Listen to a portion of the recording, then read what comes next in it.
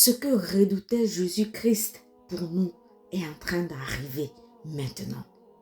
Ce que redoutait Jésus-Christ dans nos vies est en train de se produire maintenant.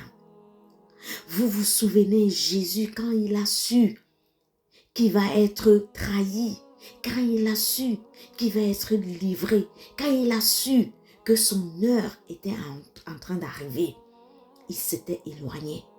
Il montait à la colline pour aller prier. Et quand il partait prier le Seigneur, ce n'était pas pour lui. Ce n'était pas parce qu'on allait le livrer.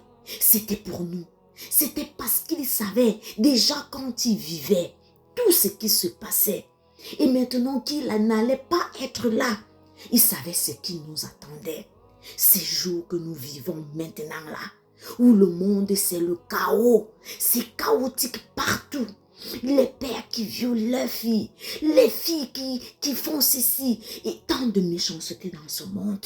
Jésus partait à la colline et à chaque fois qu'il revenait, il trouvait les disciples en train de dormir. Il leur disait, veillez, priez, restez en éveil dans la prière. Pas parce que lui, il allait mourir. Non, parce qu'il voyait ce qui se préparait. Il voyait ce qui allait se produire quand il n'allait plus être là. Et voilà ça qui arrive.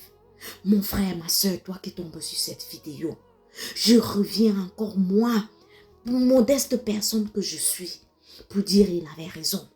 Nous devons rester dans la prière. Toi, parent, tu dois rester dans la prière pour tes enfants.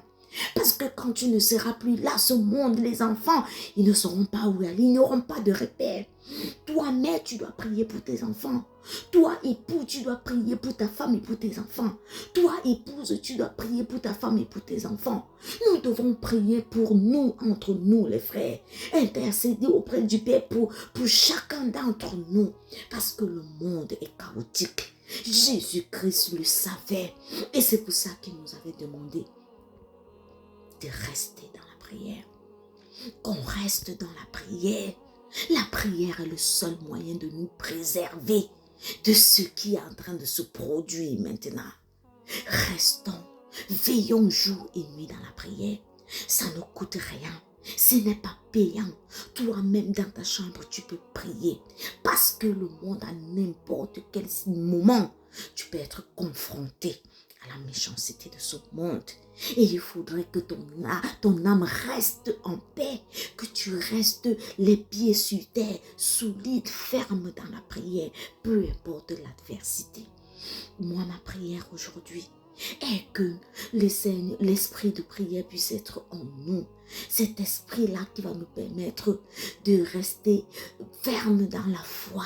C'est ça ma prière pour nous aujourd'hui.